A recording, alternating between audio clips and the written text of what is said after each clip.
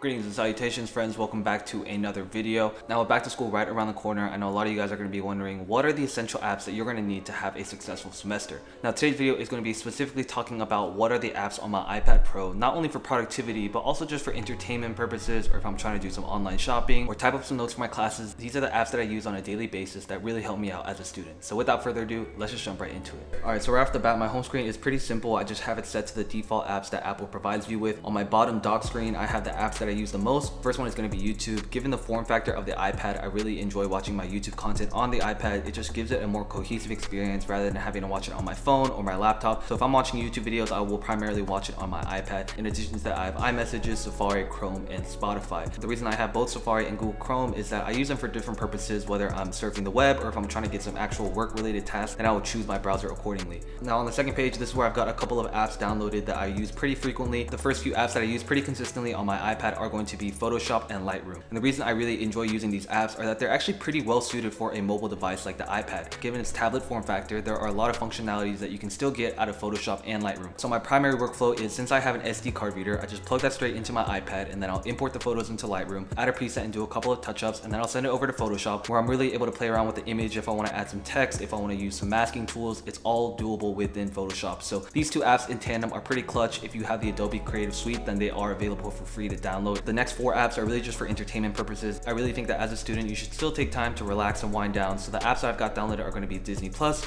Hulu, Netflix, and Prime Video. And those are the four main apps I use if I'm trying to binge some Netflix or if I'm trying to just watch some TV shows. Now, in addition to that, given that I've been in quarantine and I've just been stuck at home, I have definitely been trying to find some new movies to watch. And there has been no better tool for me to access a bunch of new content than from our sponsor of today's video, Surfshark. Especially during quarantine, like I said, I've just really been using this app on a daily basis. Basically, it is a VPN or a virtual private network, which protects all your data and privacy while you're online, so you don't have to worry about anyone hacking your information or anything like that. In addition to that, you're able to ping your location to different countries, so you're able to access content that may be blocked in the United States. This is great if you're trying to watch some videos on YouTube that may be blocked in your country, or the reason that I've been using it the most is to change your location so you can access your Netflix catalog for a variety of countries. And when I say there are tons of movies that aren't available in the US, I genuinely mean it. And the reason Surfshark is so great compared to other VPNs is that they actually don't have a limitation to how many devices you can access it on, so you can share it with your family and your friends, and everyone is available to stream all this content. And now if you head to the link in my description, you can actually get 85% off as well as 3 months for free. So if that's not the best deal of the summer, then I don't know what is. Now moving on, there are a couple of productivity apps that I briefly want to touch on. The first one is going to be Notability, and if you know me as a college student, you know that this is the app that I've been primarily using over the past 3 years. Anytime I'm taking notes, annotating lecture slides, or writing up my problem sets, I'm primarily doing it in Notability. And the reason I love this app so much is that you can assign different folders to the subjects that you're studying, so you can organize all your notes really neatly based on the semester that you're in. You can also record audio in your lectures, and it syncs across your iCloud accounts, so you can also access your notes on your Mac. In addition to that, I have Microsoft Word and Docs. And Docs is the app that I primarily use, especially when I'm writing my scripts up, or if I just have any quick notes or documents that I need to type up, I will primarily do it in Google Docs because it is synced across all my devices. However, I do use Microsoft Word, but that's primarily when I'm typing out essays or really long projects where I need to make sure that everything is organized and looks clean. I would use Microsoft Word. In addition to that, I obviously have Zoom. This is going to be an app that's definitely going to be used pretty much every single day in the coming semesters for a lot of you guys. I definitely recommend downloading it on your iPad so you can still attend all your classes. And for me personally, I will probably just use my iPad to attend all my classes. I've got things like Messenger, Facebook, Amazon. I do have Blackboard, which is a system that Princeton uses for us to maintain all of our courses, assignments, grades, things like that. On the second page is where I have a little bit more of the entertainment and lifestyle apps. The first one is going to be Discord. I haven't really been using this a ton. I know I said I would get a Discord server up, and we actually did get it up and running for a little bit, but I haven't updated it. So long story short, we will try and get that up and running pretty soon. Google Photos is literally the app that I use to back up all my photos. It's super easy to organize. The fact that it syncs seamlessly with all your devices is something that I really enjoy about my photo management system. OneNote is another great app. I actually have been using OneNote a ton over the past year or so because I got to a point where I decided to start typing up my notes rather than just hand drawing them on Notability. And OneNote is really great because of its free flow organization, meaning you can just tap anywhere and start typing. In addition to that, you can also create separate notebooks for the different classes you're in, and within those notebooks you can create distinctive subjects as well. Now, another great app that has been super game changing for me has been Notion, and we've talked about this previously on my What's on My Laptop video, but they do have an iPad app, so the fact that I'm able to sync seamlessly between those two means that I can access all the notes that we need for any YouTube videos. We have all of our scripts in there, we have our shot list in there, we have the video project tracker, which helps us keep track of the videos that need to be published and recorded accordingly. As I mentioned, whenever I do have downtime, I find myself just online shopping or just scrolling through a bunch of different apps, and those are going to be Grailed, ASOS, Farfetch, eBay a little bit, and then StockX. And the great thing about these apps are that they're really well formulated for the iPad experience, meaning that you're able to see all your products very cleanly. Grailed and ASOS are the apps that I just find myself scrolling a ton, so if you guys are looking for some shopping apps, definitely check out those few.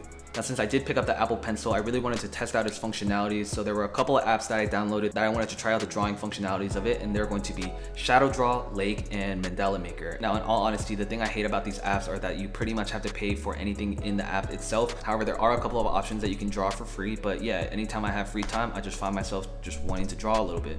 Other than that, I have Airbnb, so anytime I'm traveling, I will definitely look up places to stay on the app. Now, although most of us won't be traveling for some time, if you are looking to book a place on Airbnb, there will be a link in the description where you guys can actually get a discount just using my referral code, so make sure to check that out. I have the Chae app to manage all my banking stuff. YouTube Studio is actually a really great app on the iPad because I'm able to answer all my comments with the magic keyboard, as well as see all my analytics. I've talked about YouTube Studio a ton in the past, but it's really gotten improved over the past few months, and I have enjoyed using it on the iPad a ton. Oh, I forgot one. Slack, if you don't know, is a messaging app where you can basically create different channels. So if you have different projects or different groups that you're working on, you can access it all within Slack. And this is going to be really great if you have group projects you're working on. I know a lot of coding and engineering students will use it to just keep track of all their projects and different coding assignments that they've got going on. IKEA Place, this is a pretty interesting app, but it's actually very intuitive given that you can use the new LiDAR sensor of the iPad Pro. So basically, if you're trying to renovate your room, you can just point your iPad and it will physically show where that furniture is going to look like in that space. And finally, on the last page, so I was looking for a teleprompter. I haven't really found the best one yet, but there are a couple of options which I will link in the description down below. But using the iPad as a teleprompter is actually a really great solution if you are doing any scripted sort of videos. In addition to that, I have the Genius app, which is great because I love to learn the lyrics to all the songs that I listen to, as well as the OVO app.